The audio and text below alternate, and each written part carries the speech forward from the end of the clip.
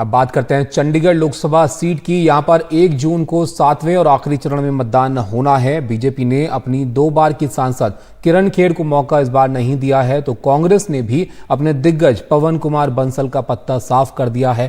कांग्रेस ने यहां से मनीष तिवारी को टिकट दिया है, तो बीजेपी ने मौजूदा सांसद किरण खेर का टिकट काटकर संजय टंडन को इस बार उम्मीदवार बनाया है। हमारे सहयोगी सिकता देव की संजय टंडन से खास बातचीत आपको दिखाते हैं।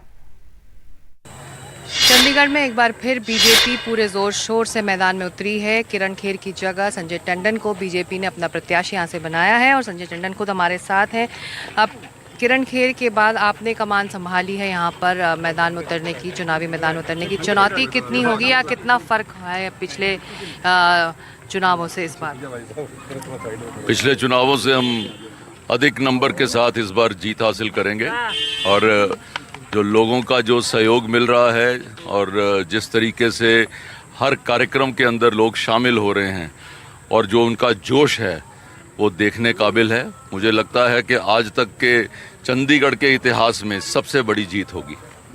किरण खेर को लेकर एक बात ये भी कही जा रही थी कि उनकी एक्सेसिबिलिटी, विजिबिलिटी, अवेलेबिलिटी पर तमाम सवाल भी उठ रहे थे, तो शायद उनको इस बार इसलिए नहीं टिकट दिया गया। क्या ये इसमें कितनी सच्चाई है? नहीं, इसमें कोई सच्चाई नहीं है बिकॉज उनकी थोड़ी तबीयत ख़राब हुई थी। She suffered with some problem and उसकी वजह से उनको 2-2.5 साल अपने इलाज के लिए उनको थोड़ा जो है अपना उसको देखना पड़ा, जिसकी वजह से वो थोड़ा समय नहीं दे पाए। ये बात सही है, लेकिन अदरवाइज़ उनके काम करने में, लोगों से मिलने में, अवेलेबिलिटी में, other than that period she was always there.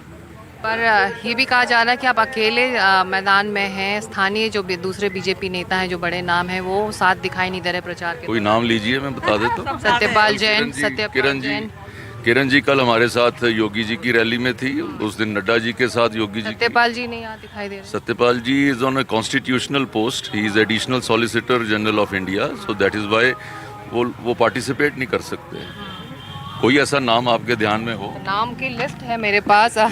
Devesh Moudgil, Sandeep Sandhu, Satendra Singh, Satpal Gupta, ये जो नाम है ये आपके लिए प्रचार कर रहे हैं? नहीं, संदीप संधू तो वो हमारे साथ ही वो थे और वो प्रचार कर रहे हैं। देवेश जी कहीं पर बिजी हैं, उन्होंने कहीं शहर से बाहर गए हुए हैं। मेरी उनके साथ संपर्क उनके साथ रहता है और अदरवाइज हमारे साथ हमारे यहाँ पे हमारे मेयर जो पूर्व मेयर हैं चावला जी, वो सोशल मीडिया भी को लेकर भी वो सक्रिय नहीं है आपके लिए वोट मांगने में। सभी तमाम जो स्थानीय नेता है, ऐसा कहा जा रहा है।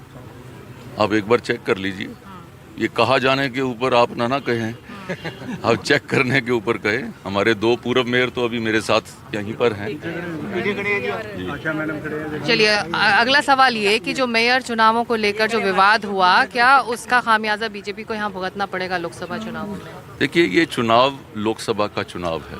इस चुनाव के अंदर मुख्य तौर के ऊपर मुद्दा आता है कि क्या आप जो प्रधानमंत्री किसको चुनना चाहते हैं, और मुख्य तौर के ऊपर सब लोगों का झुकाव प्रधानमंत्री नरेंद्र मोदी जी की तरफ है और ये चुनाव एक उसी ध्रुव की तरफ आगे जा रहा है। दूसरी तरफ कोई दिखता है कि कोई आलू से सोना बनाने की बात करता है। मुझे लगता नहीं है कि उनका कहीं पर भी। और ये विवाद सुप्रीम कोर्ट भी पहुंचा था, इसलिए एक बड़ा विवाद भी बना। विषय ही नहीं है ना। आप किस पर आपके विपक्ष तो आपको इस पर टारगेट कर रहा है, बीजेपी को कर रहा है। के पास कोई मुद्दा ही नहीं है। आज मैं आपसे पूछता हूँ, पिछले 50 चुनाव उठाकर देख लीजिए, हर चुनाव में करप्शन एक मुद्दा रहा है। आपके चैनल पर डिस्कशन होती होगी करप्शन के ऊपर।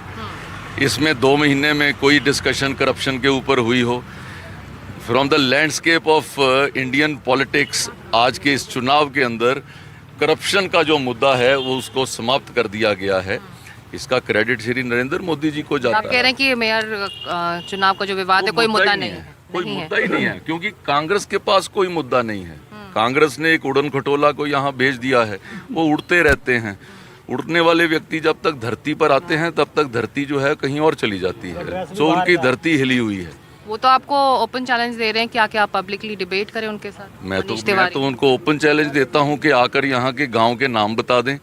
आए हैं 40 साल के बाद वो यहाँ पर आए हैं। 40 साल के बाद वो यहाँ पर आए हैं, उनको यहाँ की सिस्टम के बारे में नहीं पता, लोगों के बारे में नहीं पता, अपनी पार्टी के बारे में नहीं पता। कल के वो हमारे जो प्रेजेंटेशन हुई थी क्राफर्ड के साथ, उसके अंदर 1 घंटा मेरी हुई, उसके बाद 1 घंटा उनकी हुई।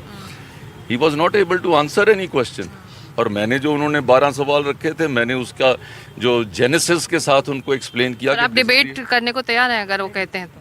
मैंने उनको बोला कि आप मेरे सवालों का जवाब दीजिए, फिर डिबेट करते हैं। वो सवालों से भागते हैं क्योंकि उनके पास जो है ना, वो जैसे होता है थोथा चना बाजे घना, वो अपना ड्रम पीटते रहते हैं।